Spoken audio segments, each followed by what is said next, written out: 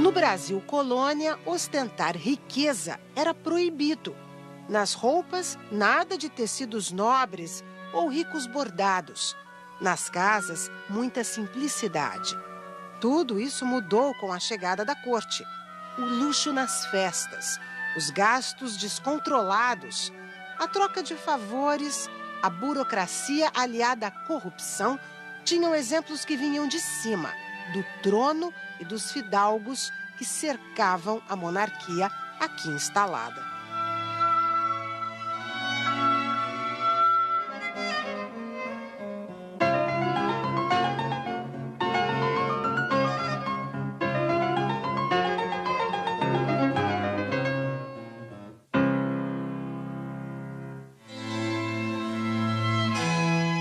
Historiadores descobriram que tesouros começaram a sumir sem explicação já na viagem da corte de Portugal para o Brasil. Os reis não se movem. Então, só essa mudança de capital já gerou um processo de pouca fiscalização evidente. No caso, por exemplo, dos livros da Real Biblioteca, nós sabemos porque existe uma relação dos livros que teriam partido de Portugal, seriam, na verdade, em torno de não só 60 mil livros, mas 60 mil peças, e nós só encontramos 20 mil. Quer dizer, então, nesse processo de viagem, a viagem foi muito longa e muito foi perdido. Ao lado do Paço, na Praça 15, centro do Rio, foi instalada a Alxaria Real, uma espécie de almoxarifado. Uma grande despensa com tudo que era consumido pela família real e os seus empregados.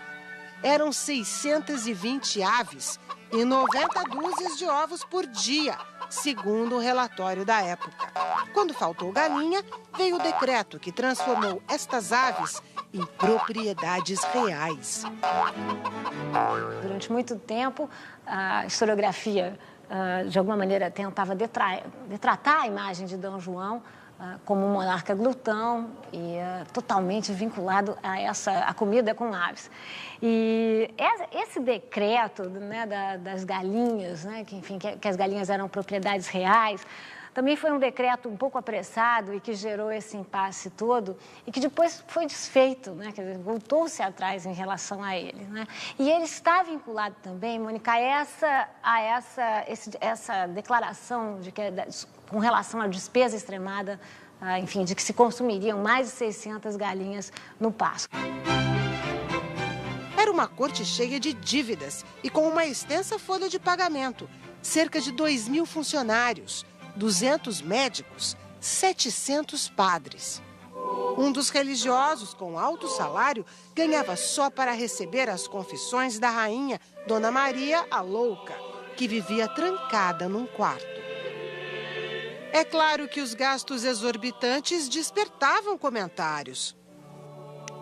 O principal crítico nesse aspecto foi Hipólito da Costa, no seu jornal Correio Brasiliense, que ele editava em Londres, é de que essa transferência se deu pelo Almanaque de Lisboa. Isso queria dizer o quê? Que houve uma total falta de imaginação, que não se levou em conta as condições do país e simplesmente se reproduziram instituições, organismos que, segundo ele, até em Portugal já estavam superados. As falhas nesta estrutura, neste grupo dos homens de confiança do príncipe regente, causaram lentidão em tudo que dependia do governo. Espalharam a prática de comissões entre os funcionários públicos.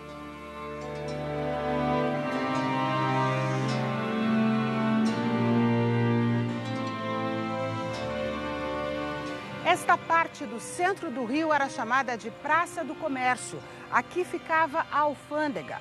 Os funcionários da corte, responsáveis pela liberação de mercadorias estrangeiras e pelas autorizações de ordens de pagamento, criavam várias barreiras burocráticas nestes processos. E essas barreiras só desapareciam depois que eles recebiam as propinas. Taxas que, segundo cronistas da época, chegavam a 20% do valor total envolvido no negócio. Práticas que hoje chamamos de suborno, corrupção, tinham outros nomes, muito bem aceitos pela sociedade naquela época.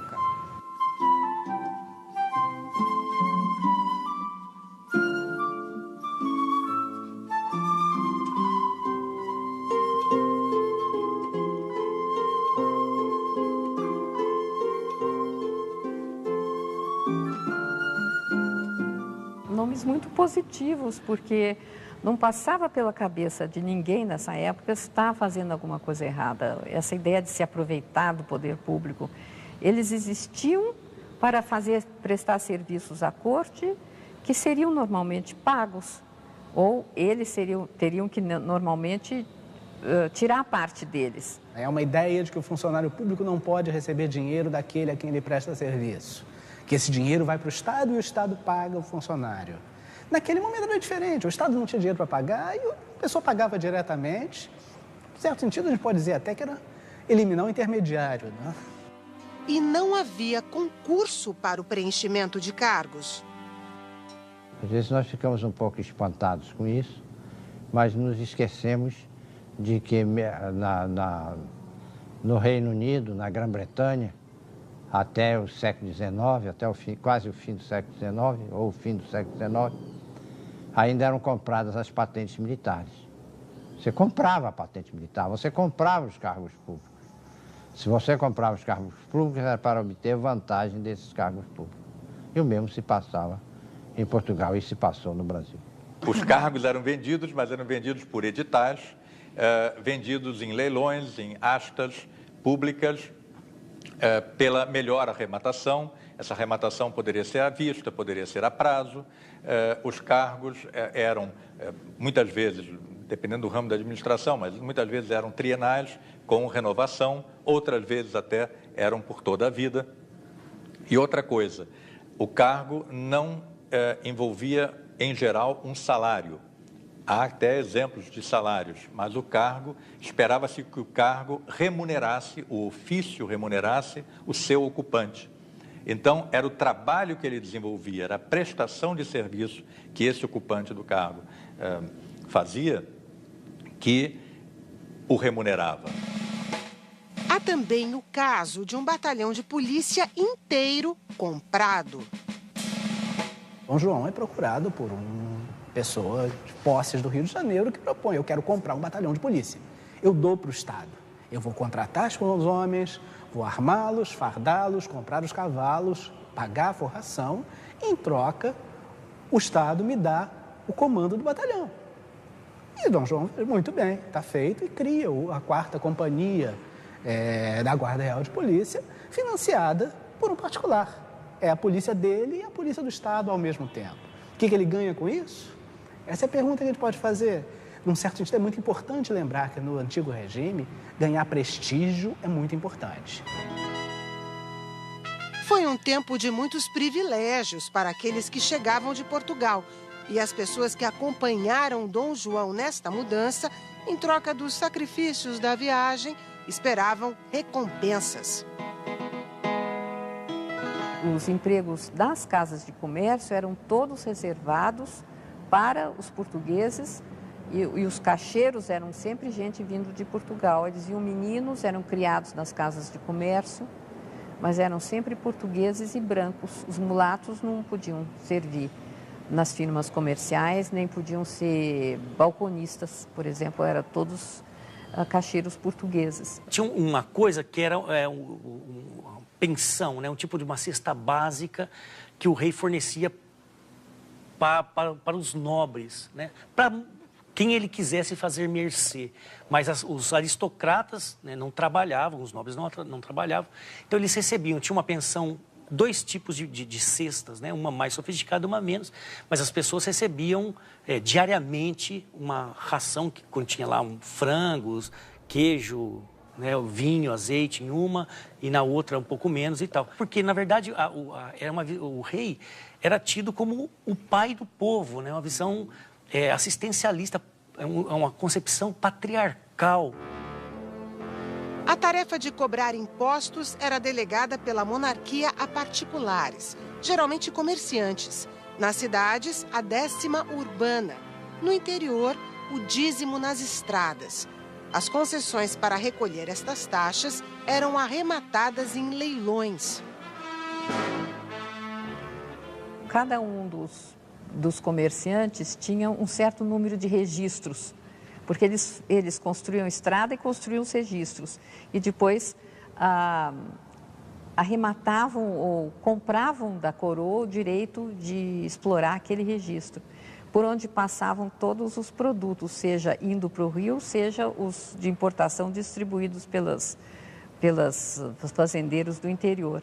Então, a cada passagem, cobrava-se um imposto. O dinheiro arrecadado, 2/3 ficava com esses senhores e 1/3 voltava para a corte.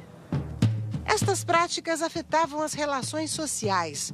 Os aristocratas portugueses da corte não permitiam o casamento de seus filhos fora deste círculo. Por outro lado, fazendeiros e traficantes de escravos de várias regiões tentavam se aproximar deste núcleo que concentrava tanto poder. E isso era muito conveniente, porque alguém tinha que pagar as contas da corte.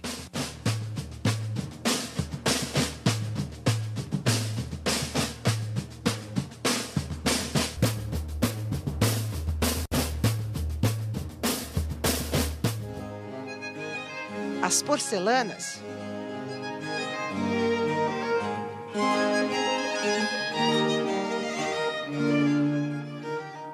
os móveis,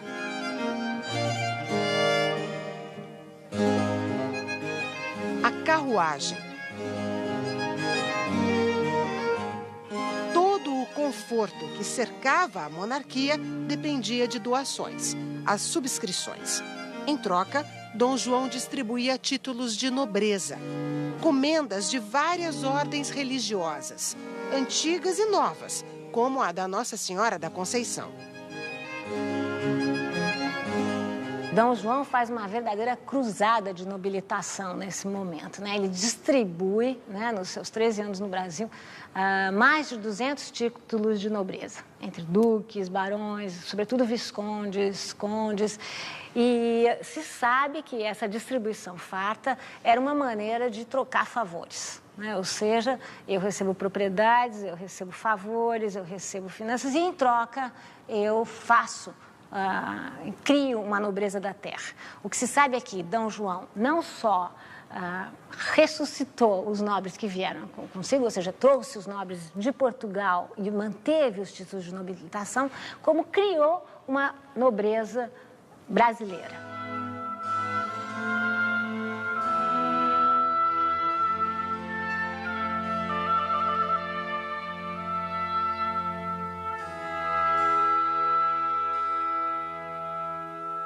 Então, o Dom João usou a fartura, esse expediente que ele tinha, quer dizer, isso é uma característica da sociedade de corte, que é uma ancestralidade até medieval, né? Os reis de antigo regime, né?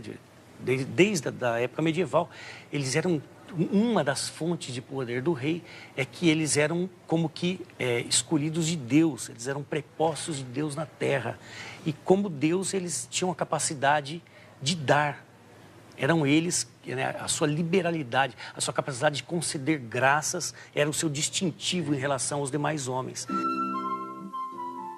Os chefes das repartições no Paço e no Palácio da Quinta também foram promovidos com títulos de nobreza.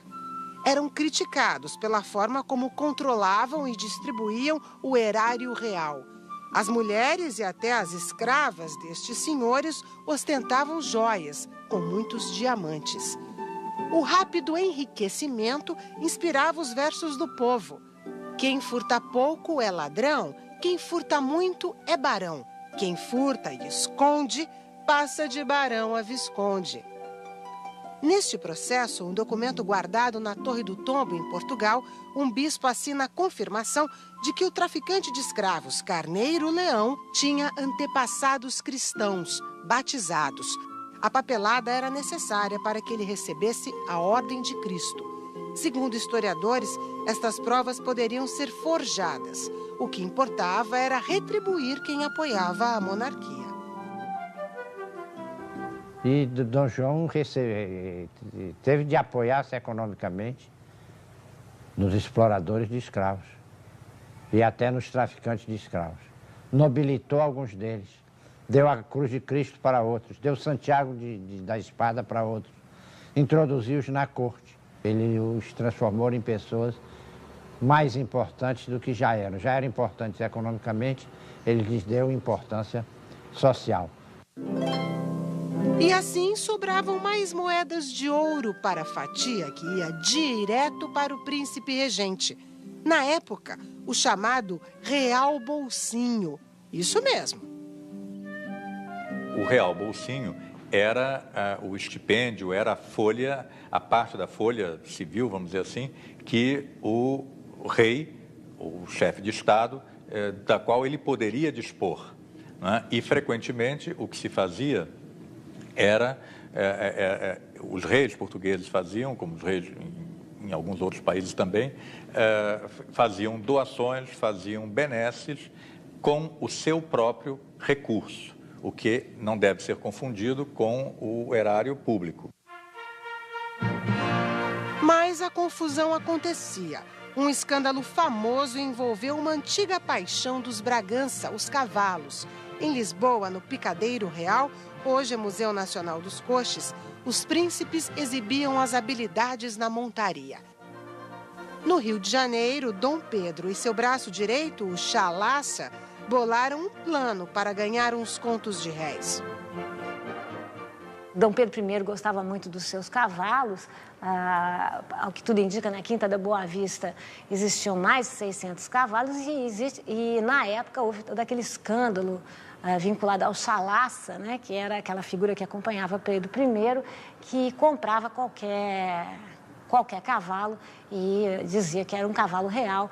E esse foi conhecido como o escândalo dos pangarés, né? Porque, enfim, qualquer pangaré se transformava num cavalo de raça e passava por esse processo ilícito, né, de apropriação e de transformação de bem privado em bem público. Vários imóveis passaram por um processo de apropriação. Antes da chegada da corte, eram de particulares, como este sobrado no centro do Rio. O proprietário do imóvel era o capitão-mor, João Marcos Vieira. Ele teve que vender a casa onde vivia com a família, porque a partir de maio de 1808 começou a funcionar aqui a Casa da Suplicação, o tribunal mais importante do país.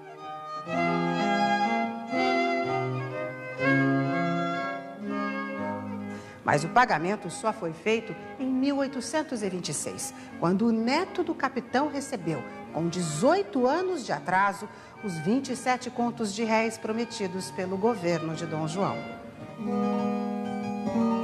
Mesmo assim, os recursos da monarquia foram acabando. Após a independência, com os custos para abafar revoltas, Dom Pedro passou por dificuldades financeiras, mas não privou a amante Domitila de belos vestidos.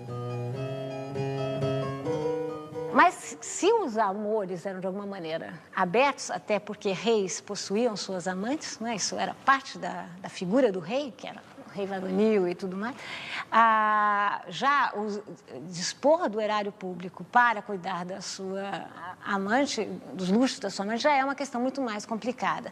Então, o que Dom Pedro faz é distribuir cargos, prática que nós conhecemos muito bem nos dias de hoje, né?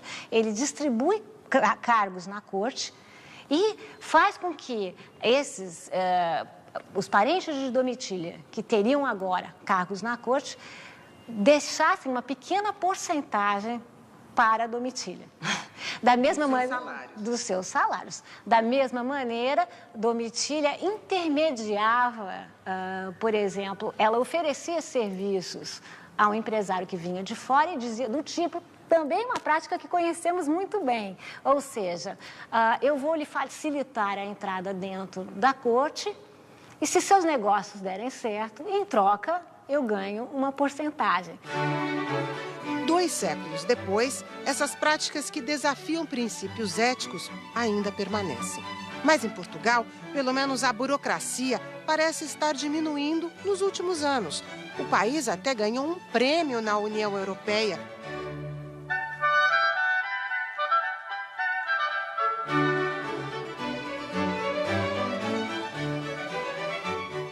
É possível mudar este sistema com vontade política, com determinação, com esforço dos funcionários, com motivação dos funcionários e com o apoio dos cidadãos. Portanto, se Portugal conseguiu, com certeza que o Brasil também consegue, e se o Brasil se distancia deste modelo há tantos anos, com certeza até já podia estar bem mais longe dele.